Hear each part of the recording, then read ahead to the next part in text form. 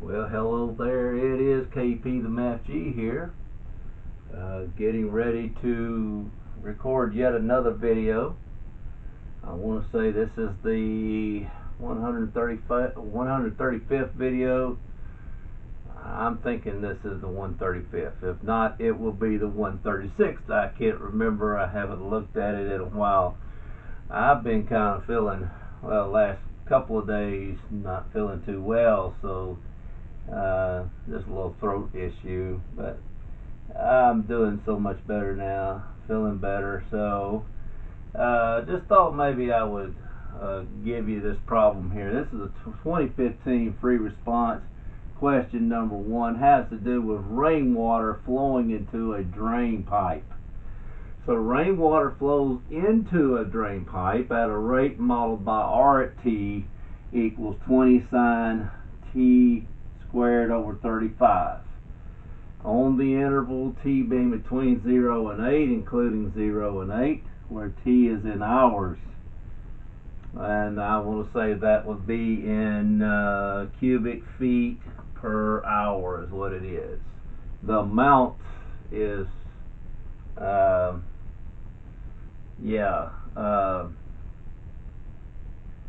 modeled by the function, cubic feet per hour. Okay. All right. And then the pipe though is partially blocked. All right. So the pipe allows water. I had to kind of see. I don't have enough room here, so I had to kind of take out a few words here. The pipe is partially blocked. It allows water to drain out at a rate modeled by D at T equals negative 0.04 T cubed plus 0.4 T squared plus 0.96 T. This is called an initial condition. Alright.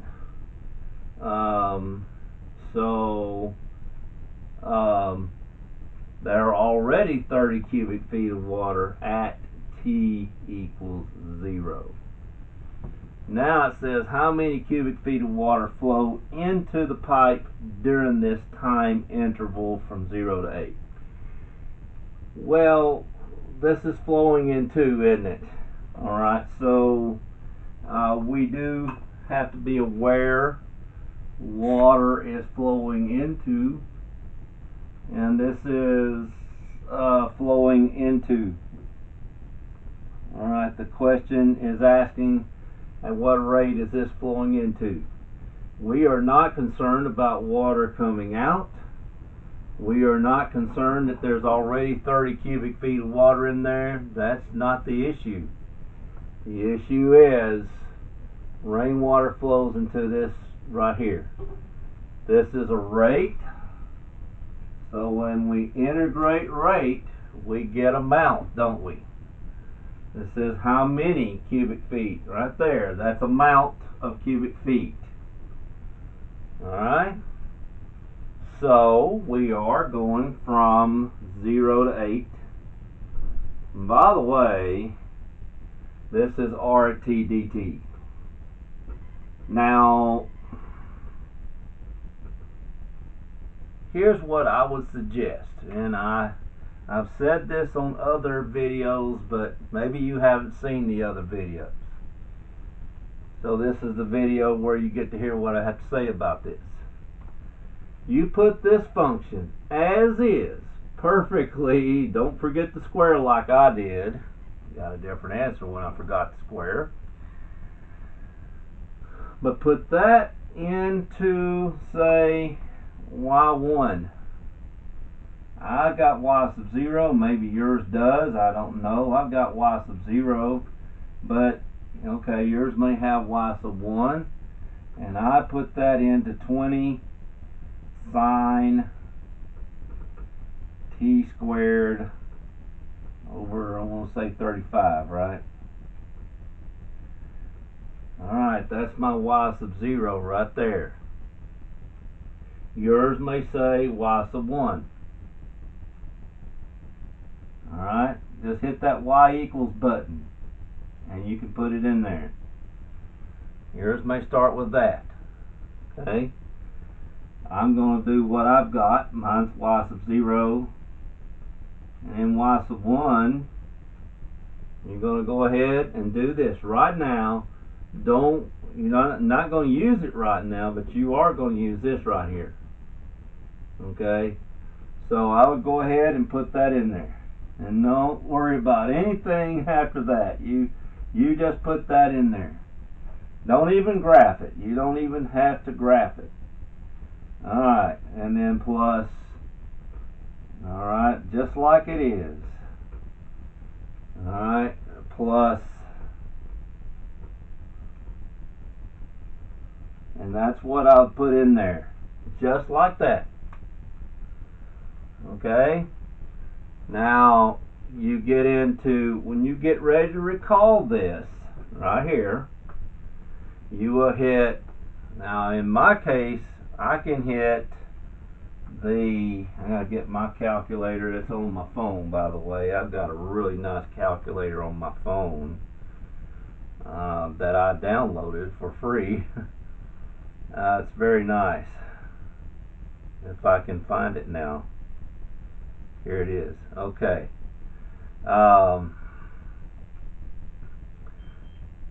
You can put that, when you put that in there, that's what I do. I don't know if you can see this, but I'm going to try my best to get it as close as possible. But you put that, there's Y1, Y2. When you get ready, you want to get into Y-var or Y bars or whatever it says on your calculator. You'll go to math, var, Y-var or something. Maybe yours, you could just go to var and then Y-var. I can go to alpha and Y-var. I don't know what your calculators, how your calculators works, but you want to get into Y-var. Okay? That's what you want. And what happens is these will show up right here. Actually, what you'll see is you won't see these functions. You'll just see y sub 0, and y sub 1, y sub 2, all the way down. Ever how far it'll go with you. And mine is in y sub 0, so what I do is mine will be y sub 0 dx. And then once I put that in there, I think it has a little bracket like this. Once I put that in there and hit equals, I get my result real quickly, and the answer is, by the way, let me write it out right here. Let's see. I've got for mine, okay, 76.570. Now remember, if you do AP calculus, you have to go out 3 decimals. If you don't, maybe you can just round off to the nearest tenth or whatever your professor tells you to round off to. Alright, cubic foot. And that's it right there. That's A part. You're using this because it's asking how many cubic feet flow into. We're not really concerned. Again, don't concern yourself with stuff that's water that's already in there and water that's coming out. No, it's only asking about this problem right here. This model equation. That's it. That's all you got to look at. We're going to look at B part. Okay. I may reserve C part for another time because it takes a long time to do that one. And I don't know if I'll do D, but I might. We'll just have to look at it. I did this problem probably about a week ago. So, alright, there we go. Let's just look at that. Now, B part says, is the amount of water in the pipe increasing or decreasing at time t equals 3 hours? So B, the question is, increasing or decreasing? Is the amount increasing or decreasing? Well, when you're looking at this now, you got to think about it. The amount of water, there's an amount of water going in, but there's an amount of water going out, and we still don't have to concern ourselves with the 30 cubic feet of water that's already in there.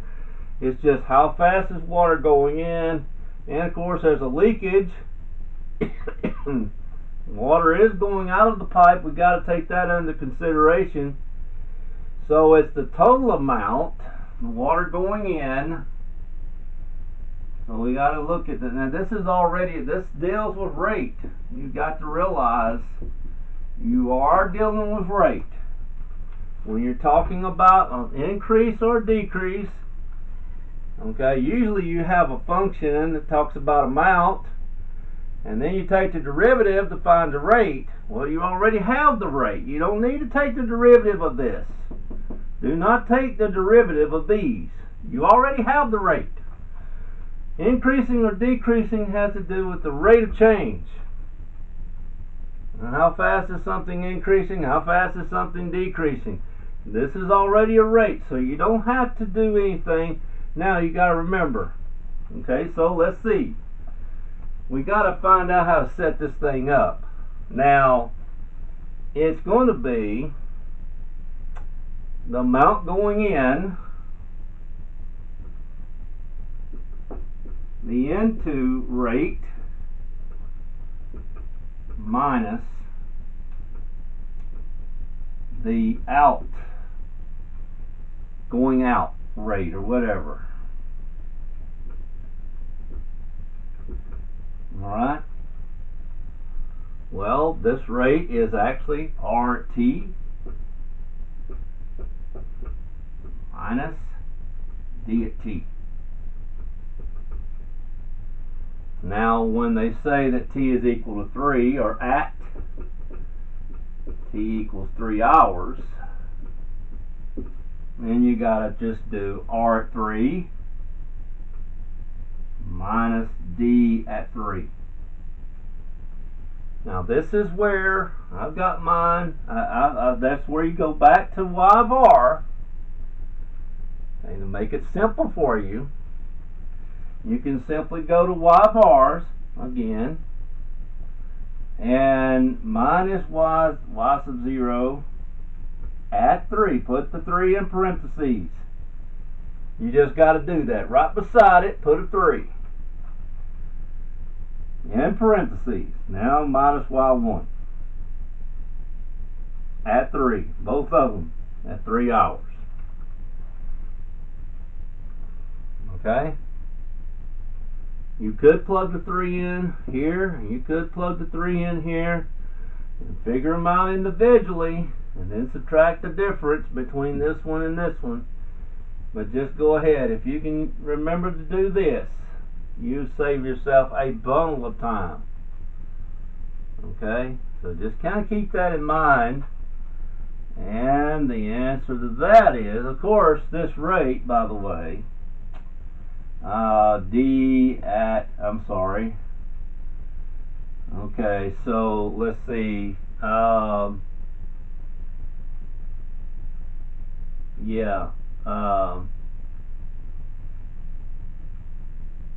Okay, so what we're looking at right here, I was looking at something else, by the way, I'm sorry. I got into, okay, so, now, what are we trying to see here? If the answer is positive, whatever the answer is, big or small, if this answer is positive, what can we say about this? You're right, it's increasing. If the answer is negative, which we don't really care what the answer is, if the answer is negative, then this is decreasing. That's all you got to know. Increasing is positive, decreasing is negative. Alright, so that's what you got to remember. Now, the answer is, I'm going to put it right here. Alright, right there. The answer is, let's see. Alright, at 3, at t equals 3, I got a negative. See, already I know that this is decreasing. Alright, 0.313632. I do want to say. Alright, that is decreasing at this rate. Alright. And it is, the amount of water in the pipe is decreasing at time t equals 3. So it is, certainly this is negative, less than 0. So, and you can't just leave it like this. You have to say that it is decreasing. So the amount, it's going to abbreviate, of water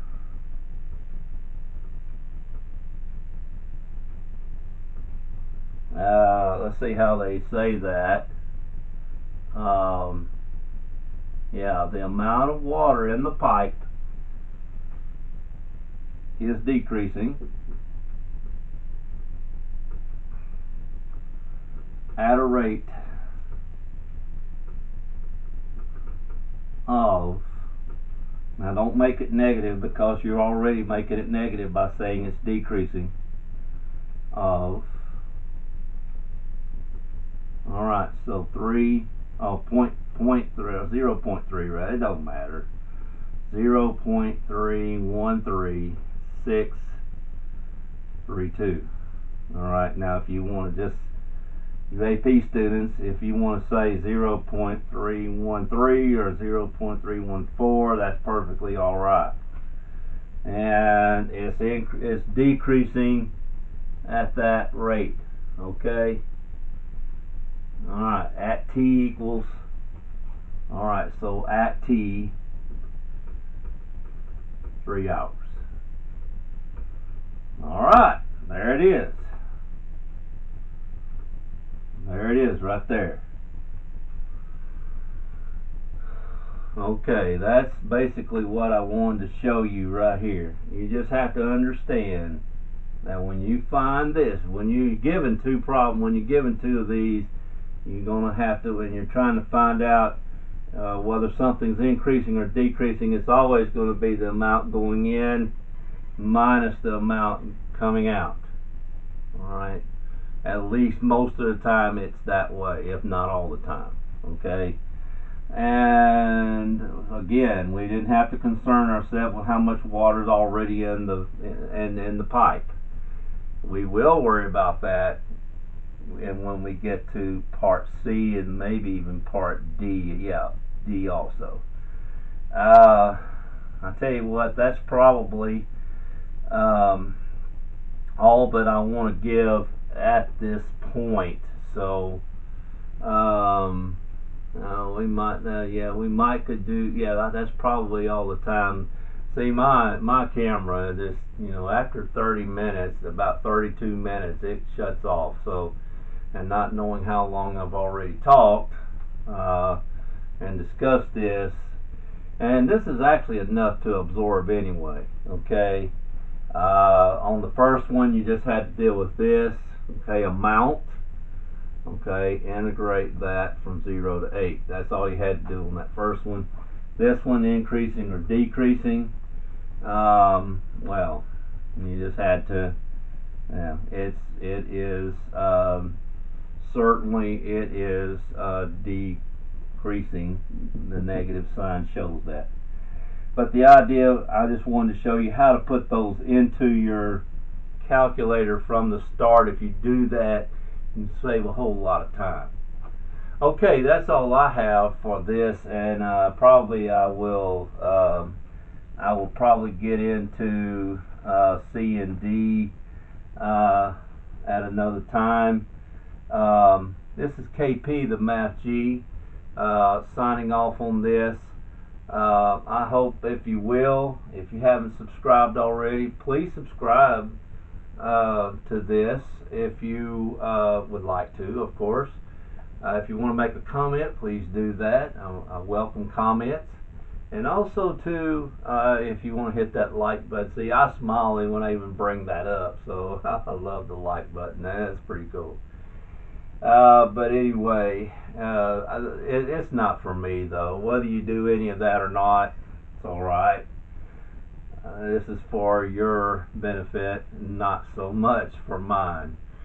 The only thing at my age that I get is I keep my mind sharp, and I believe this calculus is the great equalizer for me, or any math for that matter that I've taken and done.